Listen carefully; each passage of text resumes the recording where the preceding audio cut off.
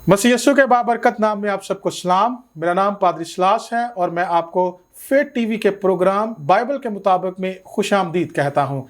हम खुदावंद के नहायत शुक्रगुजार हैं और ख़ास तौर पर हम शुक्रगुजारी करते हैं खुदावंद के बंदा, खुदा के खादिम पास्टर सिसल जॉन बरकत साहब के, जिनकी रोया है कि खुदा का कलाम मीडिया के ज़रिए, टीवी के ज़रिए, यूट्यूब के ज़रिए, फेसबुक के ज़रिए और जितना मल्टीमीडिया अवेलेबल है उन सब के ज़रिए खुदा का कलाम जो है वो बहुत जगहों तक पहुँचे, बहुत सारे लोग खुदा के कलाम से मुस्तफ़ीद हों। तो हम नहायत शुक्रगुजार हैं उनकी इस रोया के लिए और मैं आप सबों से भी दरख्वास्त करता हूं कि ज़रूर आप उनको अपनी दुआ में याद रखें, फेथ टीवी को अपनी दुआ में याद रखें। इससे पहले कि हम अपने प्रोग्राम का आगाज़ करें, हम अपने सरों को झुकाएंगे और हम दुआ मांगेंगे।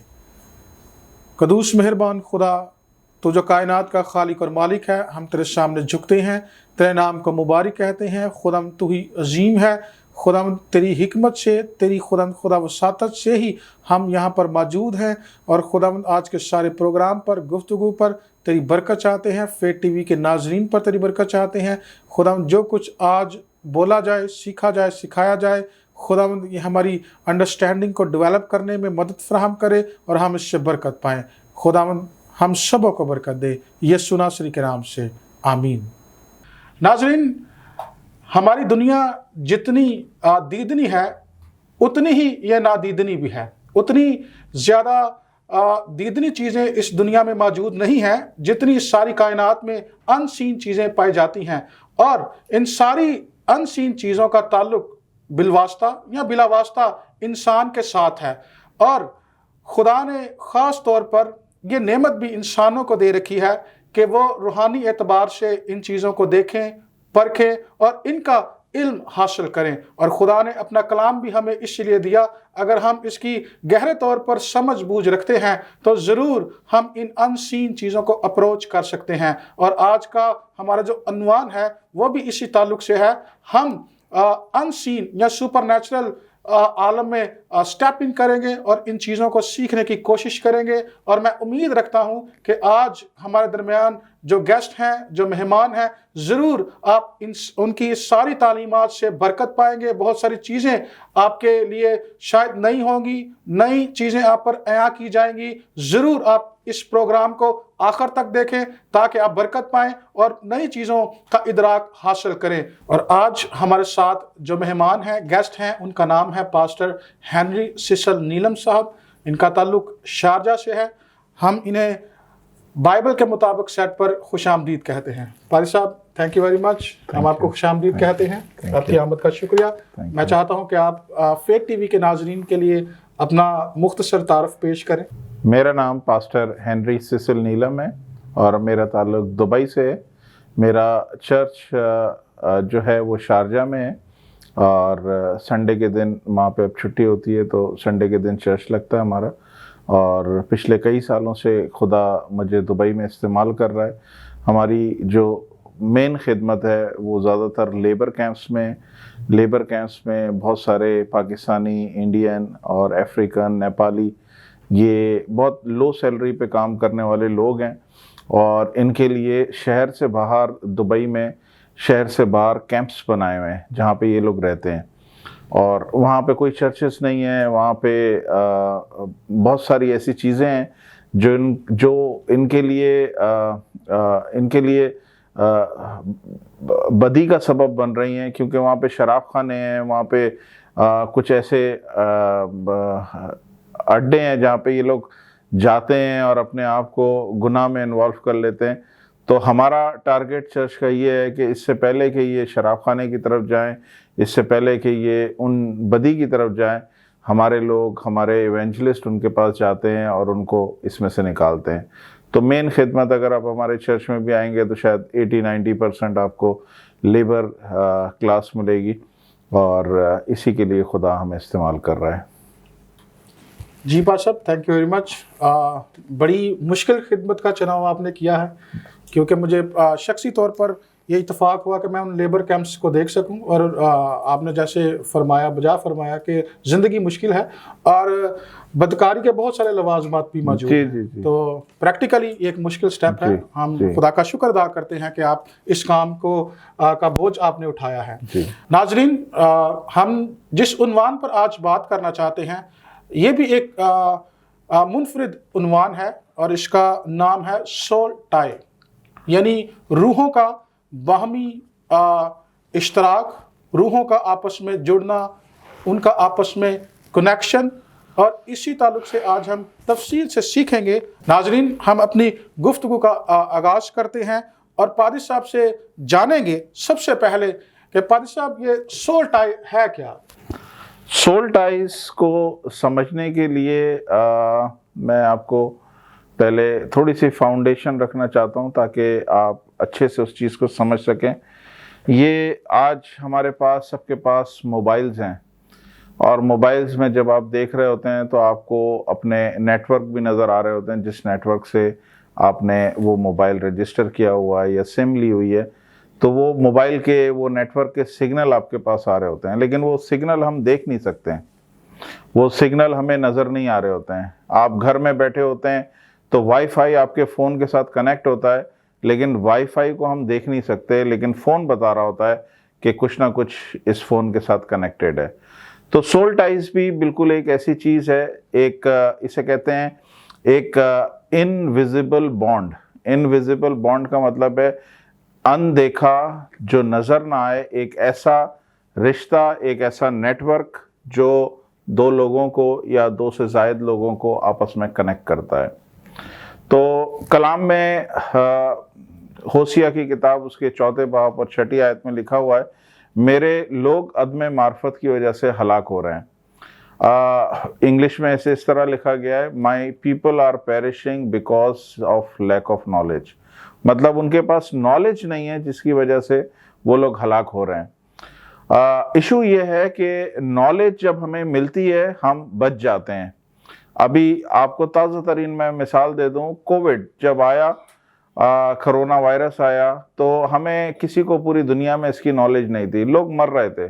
2020 में बेशुमार लोग इस दुनिया से चले गए, उसमें मेरी वालदा भी थी, तो बेशुमार लोग चले गए। लेकिन आज तकरीबन 2 साल उसके बाद जब गुजरे हैं तो लोगों को उसकी नॉलेज हो गई है, लोगों ने वैक्सीन तैयार कर ली है, वैक्सीन से लोगों ने अपने आप को बचा लिया है। अब कोरोना या कोविड जो है एक खौफ की अलामत नहीं है या एक मौत की अलामत नहीं है, लोग उससे बच गए हैं क्योंकि उनको नॉलेज मिल गई है कि इससे किस तरह से डील किया जाता है। इसी तरह कोढ़ का मर्ज था, वो सदियों से बाइबल के पुराने ऐदनामे से हम देख रहे हैं कि कोढ़ का मर्ज जो है वो लाइलाज रहा है और ये सदियों तक लाइलाज रहा है। ये कोई ऐसा नहीं है कि कोई 400-500 600 या 100 साल 10 सदियां पहले इसका इलाज दरियाफ्त हुआ है।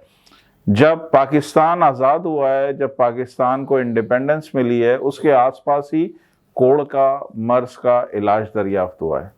और जब इलाज दरियाफ्त हुआ है, जितने भी मेडिकल साइंस है उसको पता चला है कि उनको नॉलेज हुई है कि हम इसको अब किस तरह से हैंडल कर सकते हैं। अब कोढ़ से लोग मर नहीं रहे हैं, लेकिन सदियों से कोढ़ लोगों को मारता आ रहा था। तो इसी तरह कलाम में भी बहुत सारी चीज़ें हैं जिसको हमें पता नहीं है, और चूंकि पता नहीं है इसलिए हम अपनी क्या कहते हैं नॉलेज ना होने की वजह से हम उसमें मरते जा रहे हैं। तो सोल टाइज भी बिल्कुल एक ऐसा इनविजिबल बॉन्ड है, एक ऐसा अनदेखा रिश्ता है जो 2 या 2 से ज़्यादा लोगों को आपस में कनेक्ट करता है, और उसके नुकसानात और उसके जो डैमेजेस होती हैं वो मैं आगे चल के आपको बताऊंगा कि वो किस तरह से होती हैं। जी, थैंक यू वेरी मच। तो पादरी साहब, आपने इसको बड़े अच्छे तरीके से बयान किया कि सोल टाई असल में क्या है, इसका कंसेप्ट क्या है और ये कैसे काम करता है।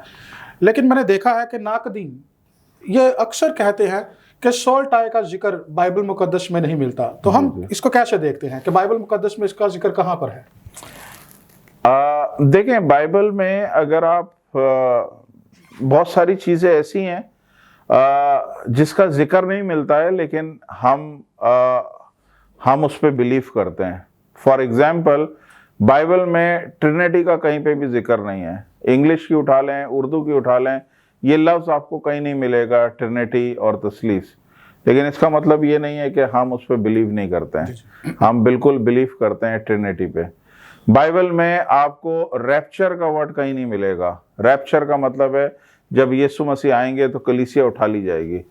लेकिन मसीहों के ईमान की एक ये बुनियाद है कि यीशु मसीह की दूसरी आमद होगी और कलीसिया उठाई जाएगी, और उसको रैप्चर कहते हैं।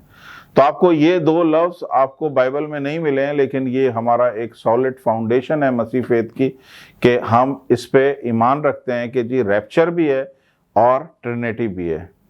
बाइबल मुकद्दस, ये कलाम मुकद्दस लिखा है, बाइबल लिखा हुआ है।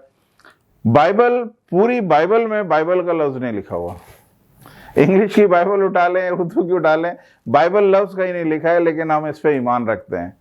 तो इसी तरह बहुत सारी चीज़ें हैं जो बाइबल में शायद लिखी नहीं है। अगर यूहन्ना की अंजील उसका आखिरी बाब और आखिरी आयत पढ़ेंगे, ये 25वीं आयत है और लिखा है, और भी बहुत से काम हैं जो यीशु ने किए, अगर वो जुदा जुदा लिखे जाते तो मैं समझता हूँ कि जो किताबें लिखी जाती उनके लिए दुनिया में गुंजाइश ना होती। तो अब आप इससे अंदाज़ा लगा लें कि बाइबल में आपको तफसीलन चीज़ें नहीं मिलेंगी। वो बाइबल खुद कह रही है कि अगर हर एक चीज़ को तफसील से लिखा जाता तो शायद इस दुनिया में जगह ही नहीं होती उन सब चीज़ों को रिकॉर्ड करने की। तो खुदा ने खुद अपने कलाम में लिखा हुआ है, चीज़ों को खुदा ने ब्रीफली लिखा हुआ है, मुख्तसरन लिखा हुआ है, और जो चीज़ मुख्तसरन लिखी हुई है खुदा ने इंसानों के ऊपर ये जिम्मेदारी लगाई है कि अब वो खोजें, और जब वो खोज करेंगे तो उनको पता चलेगा कि ये खुदा कितना बड़ा खुदा है। फॉर एग्जाम्पल, खुदा ने जब पैदाइश के पहले बाब में नज़र आता है, खुदा ने ये सारी कायनात को, सारी दुनिया को बनाया, और बाइबल में बस ये लिखा है, एक लफ्ज़ लिखा है, इब्तिदा में खुदा ने ज़मीन और आसमान बनाए। अब खुदा ने कहीं पे भी नहीं लिखा कि उसने कितनी गैलेक्सीज बनाई, कितनी मिल्की वेज बनाए, किस तरह से ये सारे आपस में ये अपने ऑर्बिट में घूम रहे हैं। ये सब चीज़ों का खुदा ने जिक्र नहीं किया है। ये काम खुदा ने मेरे और आपके लिए रख दिया है कि हम ढूंढें। और जब आज ये साइंटिस्ट देख रहे होते हैं और देख रहे होते हैं जी एक गैलेक्सी नहीं है, मिलियंस और ट्रिलियंस ऑफ गैलेक्सीज हैं, और बड़े बड़े सैयारे हैं जिसके आगे सूरज भी शायद डॉट की तरह है, हमारी ये दुनिया एक डॉट की तरह लगती है। तो जब आप ये सारी चीज़ें देखते हैं तो फिर पता चलता है कि जिस खुदा की हम परस्तिश करते हैं वो कितना बड़ा और कितना अजीम खुदा है। खुदा ने ज़मीन से मिट्टी ली और इंसान बना दिया। खुदा ने ये नहीं बताया उसने दिल किस तरह बनाया, उसने नसें किस तरह बनाई, उसने बाकी ऑर्गन्स किस तरह बनाए। लेकिन आज जब मेडिकल साइंस हमारे जिस्म को काटती है और खोलती है, तब मेडिकल साइंस अपना सर पकड़ के बैठ जाती है किस तरह से खुदा ने नेटवर्किंग करी हुई है। किस तरह से आपके पैर में अगर कीड़ा काटता है तो बिना सोचे बिना समझे आपका हाथ ठक से वहाँ पे जाता है और हाथ वहाँ पे उस कीड़े को मारता है। तो सेकंडों में आपके मैसेजेस जिस्म में ट्रांसमिट हो रहे होते हैं और एक्शन ले रहे होते हैं, और इन सारी चीज़ों का खुदा ने जिक्र नहीं किया।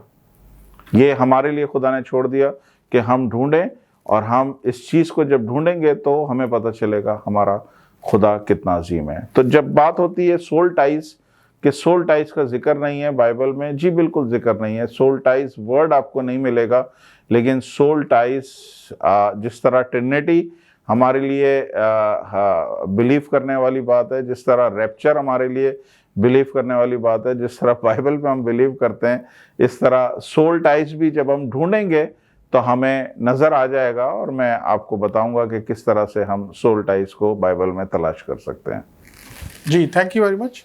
बड़ी खूबसूरत फाउंडेशन आपने इसकी बांधी है, और मैं देख रहा था जैसे आपकी परिषद बात को आगे बढ़ाना चाहता हूँ। कलाम में लिखा है यूनतन और दाऊद के बारे में, जी। उनका दिल आपस में जुड़ा हुआ था। जी।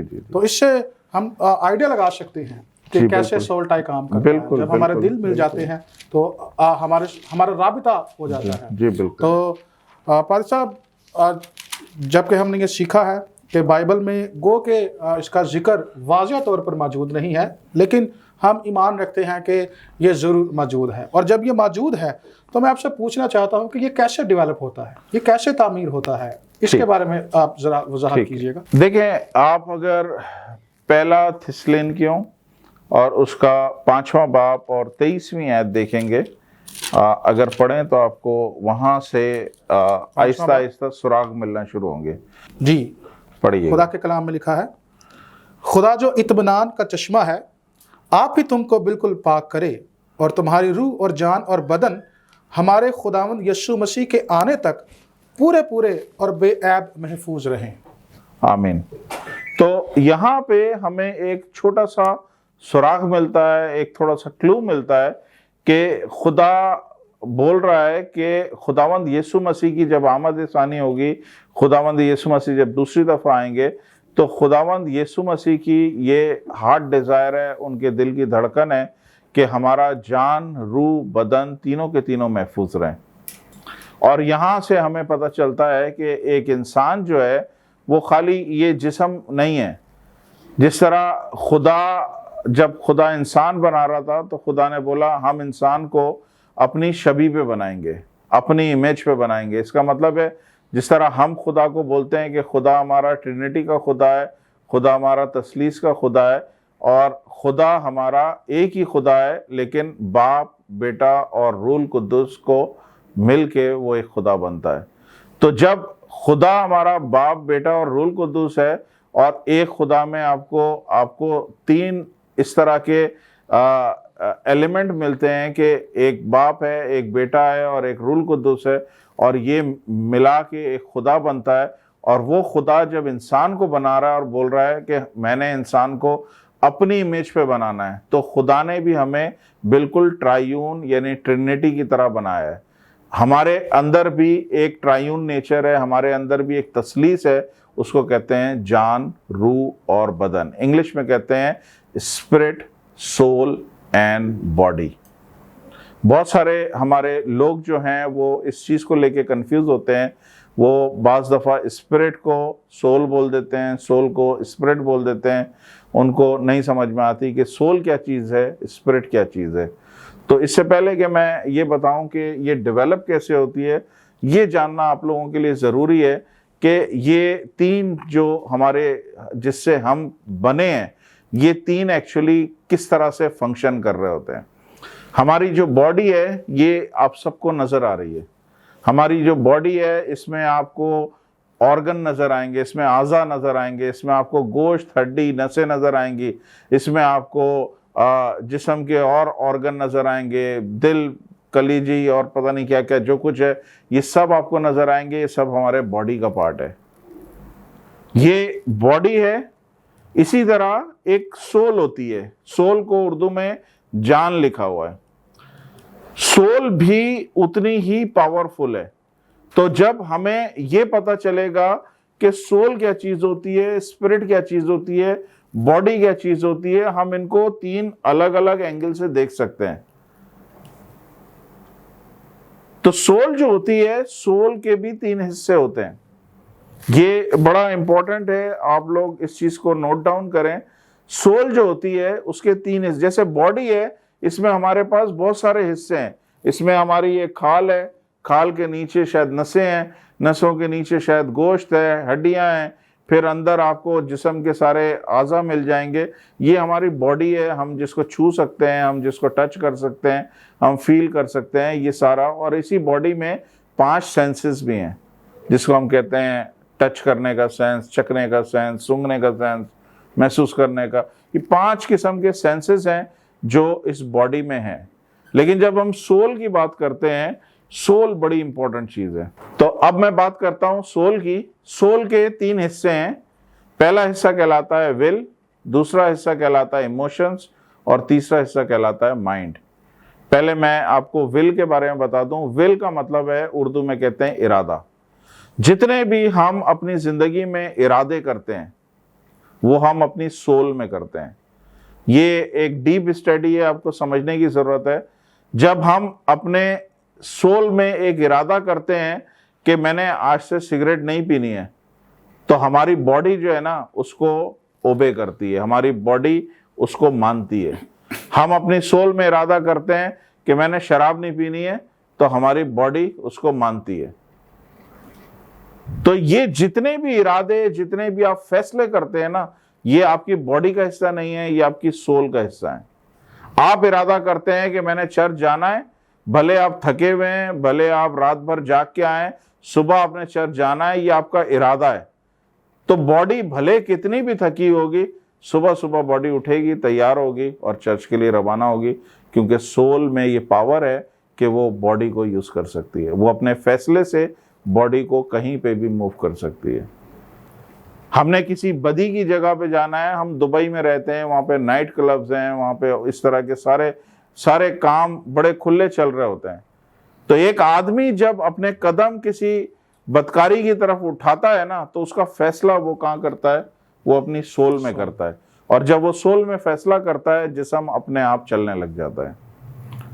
इसी तरह सोल का दूसरा पार्ट है, उसे कहते हैं इमोशंस। इमोशंस आप सब जानते हैं, इमोशंस कहते हैं जज्बात को। जज्बात, कोई से भी जज्बात हमारी जिंदगी में, हमारे में कैसे भी जज्बात हैं, चाहे आप मोहब्बत के जज्बा रखते हैं, चाहे आप नफरत का रखते हैं, चाहे आप डर रखते हैं, चाहे आप जेलसी रखते हैं, चाहे आप खौफ रखते हैं, कोई सा भी इमोशंस जो है ना, वो आपकी बॉडी का हिस्सा नहीं है, वो आपकी सोल का हिस्सा है। तो ये बहुत इंपॉर्टेंट है आपको जानना कि सोल में क्या क्या फंक्शन हो रहे होते हैं। तो सोल में पहली चीज है इरादा, और सोल में दूसरी चीज है इमोशंस। इमोशंस जो हैं, जितने भी जज्बात हैं, ये आपके सोल का हिस्सा है। फॉर एग्जाम्पल, आपका कोई अजीज मर जाता है, बहुत लव वन आपका खुद इस दुनिया से चला जाता है, बहुत ही अजीज चला जाता है, तो दुख की घड़ी होती है, एक दुख की बात होती है। तो ये दुख कहां से आ रहा है? ये सोल में आ रहा है। और जब दुख आपके सोल में है, तो सोल बॉडी को बोलेगी कि तू बाहर निकल, एक कमरा खोल, कमरा में बंद हो जा, अपने आप को अकेला कर ले, और बॉडी अपने आप ऐसा करेगी। आपने देखा होगा, जो दुखी लोग होते हैं वो अपने आप को कमरे में बंद कर लेते हैं। आपको बहुत बड़ी खुशी मिली है, जैसे ही आप खुशी से इंतहा से ज्यादा हो गए, आपकी सोल आपकी बॉडी को बोलेगी डांस कर, नाच, तो आपकी बॉडी नाचने लगेगी। तो जितने भी आपके जज्बात हैं, उसको बॉडी ने ओबे करना है, उसको बॉडी ने पूरा करना है। जो भी सिग्नल, जो भी हुक्म सोल की तरफ से जारी होगा, वो बॉडी ने मानना ही मानना है। तीसरी चीज मैंने आपको बताई, सोल का तीसरा हिस्सा है, उसे कहते हैं माइंड। माइंड आपके ब्रेन को नहीं कहते। ब्रेन जो है वो हमारी बॉडी का हिस्सा है, ये जो मगज है ये बॉडी का हिस्सा है, लेकिन माइंड जो है वो सोल का हिस्सा है। कैसे? आप चर्च में बैठे हैं, आपका जो ब्रेन है वो बॉडी के साथ चर्च में बैठा है, लेकिन माइंड आपका किसी और जगह गया हुआ है। आप हो सकता है अपने ऑफिस की बातों को सोच रहे हो सकता है आप अपने किसी दोस्त के बारे में, हो सकता है किसी अजीज के बारे में सोच रहे हो। आपका दिमाग जो है, जरूरी नहीं उस जगह जहां पे आपका जिस्म है उस जगह दिमाग भी हो। बहुत दफा आप लोगों ने एक्सपीरियंस किया होगा कि आप बैठे हुए हैं, लेकिन आप खुद एक्चुअली कहीं और हैं। तो ये क्या हो रहा है? ये सोल के अंदर चीजें हो रही हैं, और बॉडी क्या कर रही है? इसको ओबे कर रही है। तो सोल में ये पावर है, वो बॉडी को ऑर्डर करेगी और बॉडी उस तरफ चलना शुरू हो जाएगी। सोल ऑर्डर करेगी, सिगरेट पीनी है, दारू पीनी है, शराब पीनी है, बॉडी इसको ओबे करना शुरू हो जाएगी। सोल में ये पावर है। अब तीसरी चीज हमने ये देखनी है, ये मसीहियों के लिए बहुत इंपॉर्टेंट है। तीसरी चीज है, उसे कहते हैं स्पिरिट। जो स्पिरिट है उसके भी 3 हिस्से हैं। पहला हिस्सा कहलाता है इंट्यूशन। इंग्लिश में इसे कहते हैं इंट्यूशन। कि इंट्यूशन का मतलब ये है कि आपको एडवांस नॉलेज। एडवांस नॉलेज का मतलब ये है कि आप सुबह उठते ही आपको एक फीलिंग आती है कि आज कुछ अच्छा होने वाला है या आज कुछ बुरा होने वाला है। ये इसका मतलब है, एक सिग्नल आपकी स्पिरिट में भेजा गया है कि आज के दिन कुछ होने वाला है। और हम सब ने इस चीज को एक्सपीरियंस किया है कि हमारा दिल अंदर से या तो खुश हो रहा होता है या बेचैन हो रहा होता है, और हमें पता चलता है कि कुछ ना कुछ आज होने वाला है, ऐसा कुछ ना कुछ अच्छा या कुछ ना कुछ बुरा होने वाला है।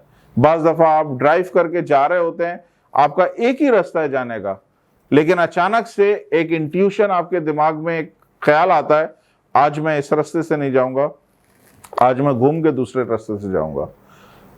और वाकई आप घूम के दूसरे रास्ते से जाते हैं, आपको नहीं पता होता कि मैं हर रोज इस रास्ते से जा रहा हूं, आज मैंने ये रास्ता क्यों लिया है। लेकिन वो स्पिरिट में आपको एक मैसेज आया है कि आज इस रास्ते से आपने नहीं जाना है, क्योंकि इस रास्ते पे आपके लिए कुछ अच्छा नहीं है।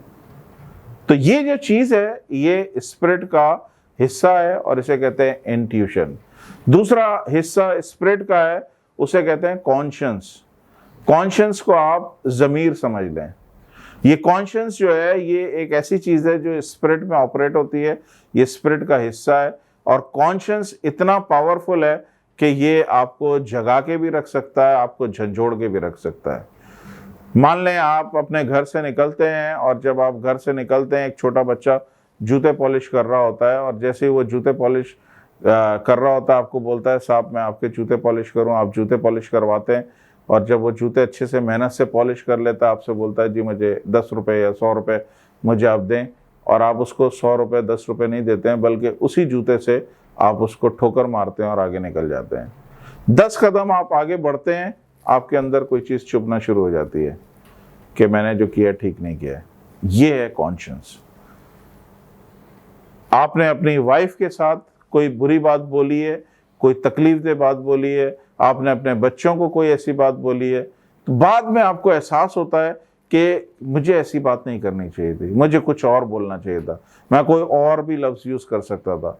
तो ये कॉन्शियंस जो है ना, ये आपको झंझोड़ के रखता है। इसमें इतनी पावर है, जिस तरह सोल में पावर है कि आपकी बॉडी को नचा भी सकती है, आपकी बॉडी को कमरे में बंद कर सकती है, इसी तरह स्पिरिट में भी पावर है कि वो आपकी बॉडी को खींच सकती है। वो आपकी बॉडी को सारी रात जगा के रखेगी, आपको झंझोड़ती रहेगी और आपको बोलती रहेगी कि तूने ये गलत किया है, तुझे ऐसा नहीं करना चाहिए था, जा माफ़ी मांग या जा इस चीज़ का अजाला कर। तो ये जो चीज़ है ये हमारे स्पिरिट का हिस्सा है, इसे कहते हैं कॉन्शियंस। अब तीसरी चीज़ जो स्पिरिट की है उसे कहते हैं फेलोशिप। ये एक ऐसी जगह है स्पिरिट में, ये ध्यान से सुनिएगा, स्पिरिट में एक जगह कहलाती है, उसे कहते हैं फेलोशिप। और फेलोशिप वो जगह है जहाँ पे या तो शैतान की रूह हमारी रूह के साथ आके मिलती है या खुदा का रूह हमारी रूह के साथ आके मिलता है। जितने भी ईवल केसेस आपको मिलेंगे ये कहाँ पे मिलेंगे? ये उस फेलोशिप में मिलेंगे। जितने भी पाक रूह के केसेस मिलेंगे, कोई शख्स खुदा के रूह से भरा हुआ है, इसका मतलब है खुदा के रूह ने उस फेलोशिप में उसकी रूह के साथ एक फेलोशिप की हुई है। समझ आ रही है? अब मैंने आपको एक इंसान को 3 हिस्सों में मैंने चेंज कर दिया है, बॉडी, सोल एंड स्पिरिट। अब मैं आपसे पूछता हूं, आपको सर दर्द है, आप कहां पे ट्रीटमेंट करेंगे? आप अपनी बॉडी का ट्रीटमेंट करेंगे, आप पैनाडोल लेंगे, गोलियां खाएंगे और आपका सर का दर्द सही हो जाएगा। लेकिन अगर आपकी सोल उदास है, आप किसी का गम लेके बैठे हुए हैं, आपको ट्रीटमेंट की कहां पे जरूरत है? बॉडी पे या सोल पे या स्पिरिट पे? क्योंकि जब सोल उदास है, बॉडी अपने आप उदास हो जाएगी, अपने आप बॉडी उसको फील करेगी, उसको फीलिंग होगी, बॉडी उस चीज को दुनिया के सामने दिखाएगी कि मैं अंदर से उदास हूं। और उस टाइम पे आप भले जितनी दवाइयां खा लें, जितने ट्रीटमेंट आप अपनी बॉडी में ले लें, प्रॉब्लम बॉडी में नहीं है, प्रॉब्लम आपकी सोल में है। आपको वहां पे जाके ट्रीटमेंट करने की जरूरत है। जैसे ही आप सोल में ट्रीटमेंट करेंगे, बॉडी अपने आप ठीक हो जाएगी। इसी तरह अगर एक इब्लीस या एक बदरू किसी आदमी को कंट्रोल करती है, तो हमने कहां पे इलाज करने की जरूरत है? बॉडी में करने की जरूरत है, सोल में करने की जरूरत है या स्पिरिट में करने की जरूरत है? मैंने अक्सर पाकिस्तानी पास्टर्स, इंडियन पास्टर्स को देखा है, जब वो बदरू गिरफ्तार केसेस हैंडल कर रहे होते हैं, तो मैंने अक्सर वीडियोस देखी हैं कि वो बेटियों के बालों को पकड़ के उनको खींच रहे होते हैं, उनको थप्पड़ मार रहे होते हैं। तो ये हमें जानने की ज़रूरत है कि हम एक्चुअली जहाँ पे ट्रीटमेंट कर रहे हैं वो ट्रीटमेंट की हमें सही जगह का पता होना चाहिए। अगर बॉडी का प्रॉब्लम है तो बॉडी में ट्रीटमेंट करें, अगर सोल का प्रॉब्लम है तो सोल में आप ट्रीटमेंट करें, और अगर स्पिरिचुअल केस है, किसी किस्म का बदरू का केस है, तो फिर आपको स्पिरिट में काम करने की ज़रूरत है। मैं आपको एक बड़ा मेरी ज़िंदगी में एक वाक़या गुजरा है। मेरा एक शिपिंग का बिज़नेस है। एक दफ़ा हमारा पानी का जहाज़ जो है वो बल्गारिया में ख़राब हो गया, और नया जहाज़ था पानी का, और हमने बहुत सारे इंजीनियर्स जो जहाज़ पे होते हैं उनको चेक करा, और इवन बाहर से भी कंपनीज़ को भेजा कि आप जाके वो जो प्रॉब्लम है जिसकी वजह से जहाज़ स्टार्ट नहीं हो रहा है वो आप प्रॉब्लम ढूंढें और उसको हल करें। और 2 दिन हो गए, कोई भी कामयाब नहीं हो सका, और हमारा एक दिन का किराया उस जहाज़ का $50,000 था। तो हमारे पैसे बड़ी तेज़ी से जा रहे थे। किसी ने मुझे बोला कि यहाँ बल्गारिया में एक पुराना कैप्टन है, आप उसको अप्रोच करें, वो ठीक कर देगा। तो मैंने उसको रब्ता किया, मैंने कहा सर प्लीज़ आप जाके इस जहाज़ पे जाएं और देखें प्रॉब्लम कहाँ पे है और उसको ठीक करें। और मैं तो सऊदी अरब में होता था, तो वो मुझे बाकायदा दिखा रहे थे, बता रहे थे कि वो बंदा आया, एक आम से कपड़े पहना हुआ था, एक थैला उसके कंधे पे लटका हुआ था, और उसने बोला कि जी मुझे इंजन रूम में लेके जाएं। इंजन रूम में जब वो गया तो वो यूँ ऐसे हाथ फेरता हुआ सब जगह जा रहा था, और एक जगह पे वो रुका और उसने अपनी थैला खोला, उसमें से हथौड़ी निकाली और 2 दफ़ा उसने ज़ोर ज़ोर से मारा उस जगह पे, और बोला कि स्टार्ट करो। और जैसे ही स्टार्ट किया जहाज़ पूरा स्टार्ट हो गया। हमने बोला जी आपके कितना बिल बना? उसने $1,00,000 हमसे मांगा। तो मैंने फ़ोन पे, मुझे अच्छे से याद है, मैंने फ़ोन पे बोला, मैंने कहा सर 2 हथौड़ियाँ मारने के $1,00,000? तो उसने बोला नहीं, 2 हथौड़ियाँ मारने के सिर्फ $1 मैं ले रहा हूँ, बाकी 99,999 सही जगह मारने के ले रहा हूँ। तो ये हमें जानने की ज़रूरत है कि जब हम मसीह ज़िंदगी में जा रहे होते हैं, चल रहे होते हैं, तो यही नॉलेज की आज मैं बात करना चाहता हूँ कि हमें पता होना चाहिए कि हमने किस जगह पे हथौड़ी मारनी है। बॉडी का प्रॉब्लम है, बॉडी को आप ट्रीट कराएं। किडनी फेल हो रही है, कोई चीज़ हो रहा है ऐसा, आप उसकी ट्रीटमेंट करें। हार्ट का प्रॉब्लम है, हार्ट का ट्रीटमेंट करें। आपके सोल उदास है, आपकी जान उदास हुई हुई है, वो तो बॉडी को आप कितनी भी दवाइयाँ खिला लें वो कोई प्रॉब्लम नहीं। आपकी जान परेशान है, आपके सर पे कर्जे चढ़े हुए हैं, आपके पीछे पुलिस लगी हुई है, आप परेशान हैं, अपने सोल में आप परेशान हैं, ये जज्बात हैं आपके। अब ये परेशानी, आप नींद की गोलियां खा लें, आप शराब पी लें, आप कुछ भी पी लें, आप कुछ भी कर लें, आपकी परेशानी नहीं जाएगी। आपको नींद आ जाएगी, आप सो जाएंगे, सुबह उठेंगे, आपके सामने प्रॉब्लम खड़ी होगी और वो चिढ़ा रही होगी कि मैं वहीं की वहीं हूं। तो हमें मसीहों को जानने की जरूरत है कि हमने इन तीनों को पहले समझने की जरूरत है, इनमें कौन कौन सी चीजें काम कर रही हैं, उसी जगह पे हमें उस पर वार करना है या उसी जगह पे हमने उसका ट्रीटमेंट करना है। तो सोल में, जो स्पिरिट में फेलोशिप है, वो एक ऐसा बड़ा ड्राइंग रूम है या ऐसा बड़ा एक हॉल है या एक ऐसा बड़ा मैदान है जिसमें बहुत बड़ी कैपेसिटी है। क्यों कैपेसिटी मैं बड़ी बोल रहा हूं? क्योंकि अगर खुदा का रूह उस जगह आके हमारी रूह के साथ रिफाकत कर रहा है, शराकत कर रहा है, इसका मतलब है वो जगह बहुत ह्यूज है।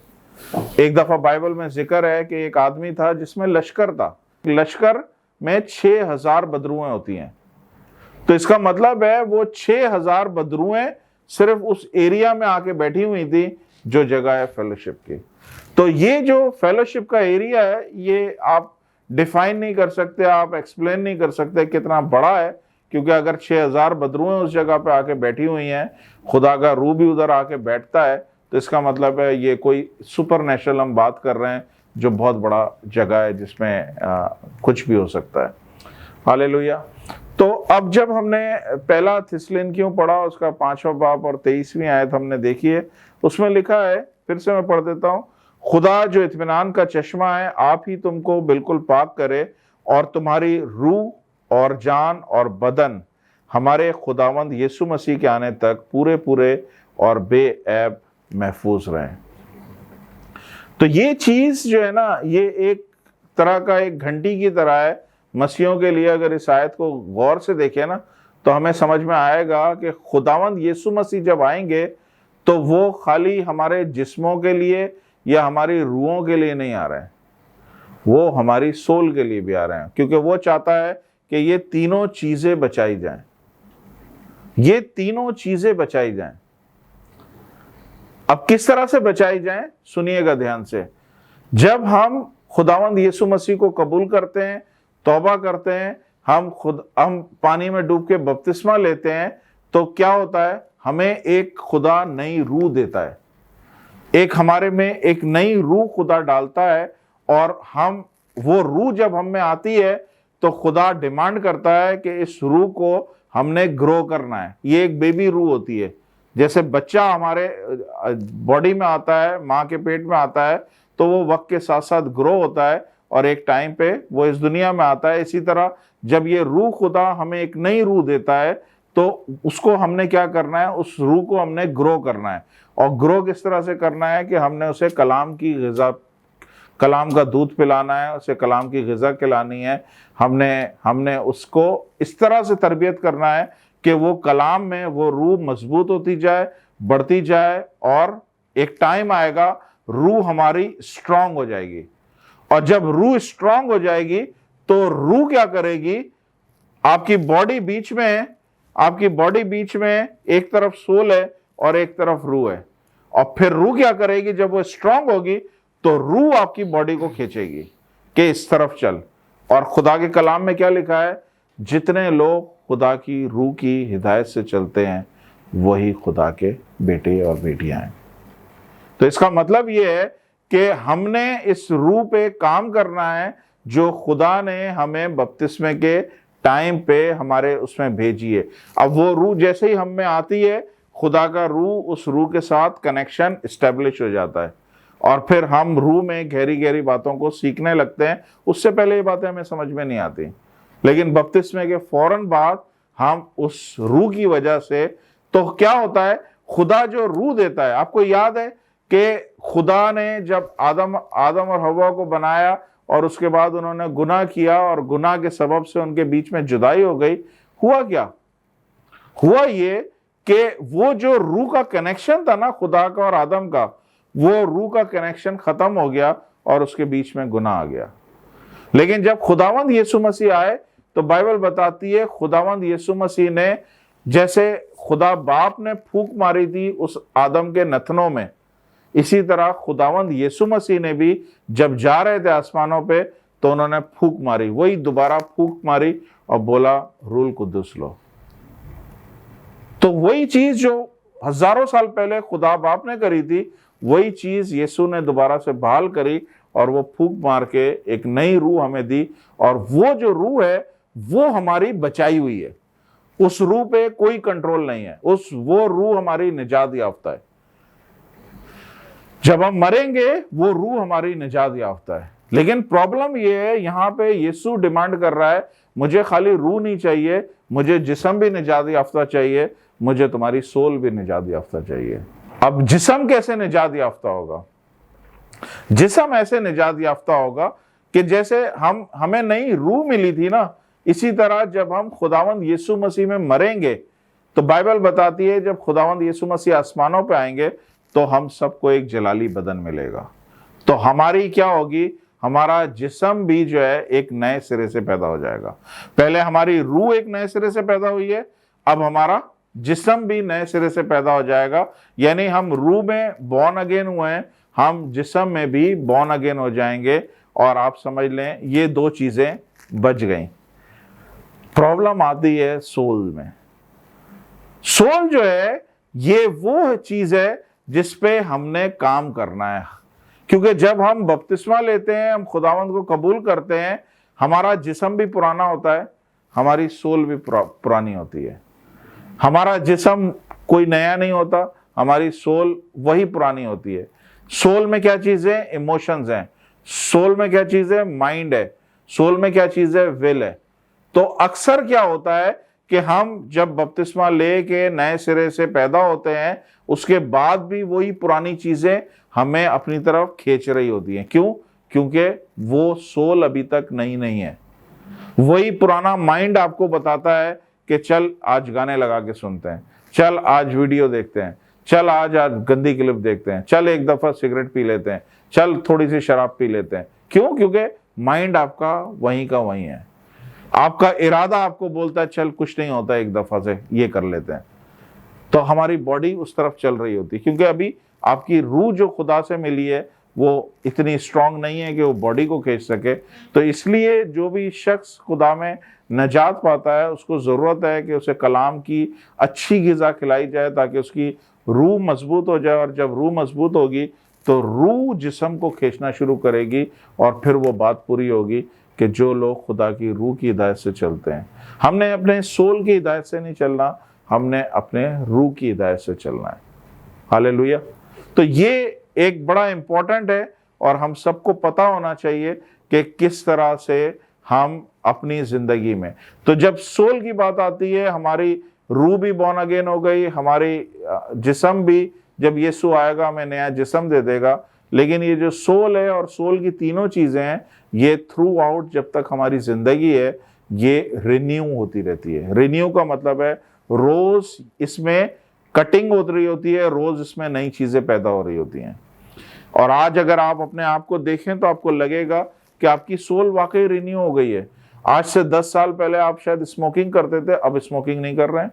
आज से 10 साल पहले हर जुमले में गाली निकलती थी, अब वो गालियां ख़त्म हो गई हैं।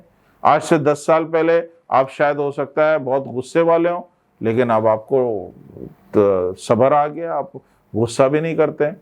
तो क्या हो रहा है कि जो 10 साल 20 साल पहले की चीज़ें थी जो पहले आपकी सोल को ऑपरेट कर रही थी, अब वो रोज़ाना चेंज हो रही हैं, उसमें से डिलीट हो रही हैं चीज़ें और उसमें से नई नई हैबिट बनती जा रही हैं।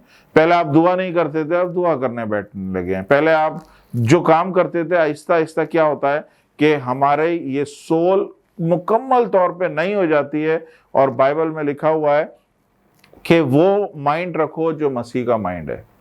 मतलब हम मसीह की तरह सोचने लग जाएं, मसीह की तरह एक्शन लेने लग जाएं, और एक टाइम ऐसा आएगा कि जब लोग हमें देख रहे होंगे, हमारी बातें सुन रहे होंगे और वो बोलेंगे कि ये इंसान नहीं बात कर रहा है, इसके बातों से लग रहा है मसीह है, इसके एक्शन से लग रहा है मसीह है। वो है हमारा सोल का कंप्लीटली ट्रांसफॉर्मेशन। और खुदावंद यीशु मसीह इस आयत में क्या बोल रहे हैं कि ये 3 चीज़ें मैं जब आऊँगा, मैं तीनों के तीनों महफूज देखना चाहता हूँ, तीनों की तीनों बचाए जाना चाहता हूँ। मैं नहीं चाहता कि तुम्हारी रूह बच जाए जिस्म जहन्नम में जा रहा हो, या तुम्हारी सोल जहन्नम में जा रही हो। वो तीनों को बचाना चाहता है। हालेलुया। जी भाई साहब, थैंक यू वेरी मच। बड़ी खूबसूरती से आपने सोल टाई क्या है इसकी बुनियाद बांधी है, हम आपके शुक्रगुजार हैं। जी नाज़रीन, आपने सुना और देखा कि इस सवाल के जवाब में कि सोल टाई क्या है, पादी साहब ने बड़ी खूबसूरत इसकी बुनियाद रखी है, फाउंडेशन पादी साहब ने बड़ी खूबसूरती से इसकी बुनियाद रखी है और फाउंडेशनल जितनी बातें हैं वो हम तक पहुंचाई हैं। और यहाँ हमारे प्रोग्राम का वक्त जो है वो ख़त्म हुआ चाहता है। हम इसी सिलसिला को आगे बढ़ाते हुए अगले प्रोग्राम में इस बात पर गौर करेंगे कि सोल टाई कैसे काम करती है। हमने बुनियादी बातें सीखी, ये क्या है और इसका पस मंज़र क्या है और बिब्लिकल ग्राउंड्स इसकी क्या है, इसकी क्या थियोलॉजी है बाइबल मुकद्दस में से। हम अगले प्रोग्राम में, अगली एपिसोड में देखेंगे कि ये कैसे काम करती है और दूसरे सवालात पर भी हम गौर करेंगे। आप देखते रहें फेथ टीवी, ज़रूर इस प्रोग्राम को शेयर करें, फेथ टीवी को सब्सक्राइब करें और आप इस चैनल का हिस्सा बने ताकि तमाम आने वाली वीडियोस आप तक पहुँचें। खुदा आपको बरकत दे।